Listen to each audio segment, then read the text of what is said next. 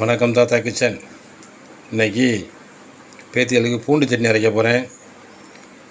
இப்போ நான் என்ன பண்ணிட்டேன்னாக்கா 3 ஸ்பூன் ஆயில் ஊற்றி ஒரு அரை கப்பு உளுந்து இந்த கடலில் வறுத்து ஜாரில் கொட்டிட்டேன்.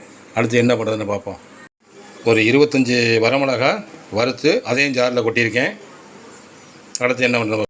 அடுத்து ஒரு சின்ன நெல்லிக்காய் அளவு புளியை எண்ணெயில் போட்டிருக்கேன். அதை கொஞ்சம் வதக்கிக்கும். அடுத்து என்ன பண்ணுறதுன்னு பார்ப்போம். பூண்டு 100 கிராம் இருக்கும், அதையும் எண்ணெயில் போட்டிருக்கேன். அதை வதக்கிக்குவோம்.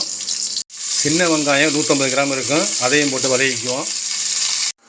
வதக்கினதெல்லாம் ஆற வச்சு அரைச்சாச்சு. கொஞ்சம் உப்பு போட்டு அரைச்சி ஒரு 50 மில்லி நல்லெண்ணெய் ஊற்றி விட்டு கடுகு உளுந்து கருவேப்பிலை தாளித்து கொட்டியாச்சு. பூண்டு சட்னி ரெடி.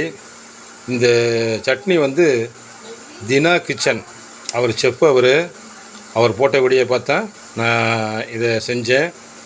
தம்பி ஜினாவுக்கு மனமார்ந்த நன்றி. நல்ல விளக்கமாக கொடுத்தீங்க.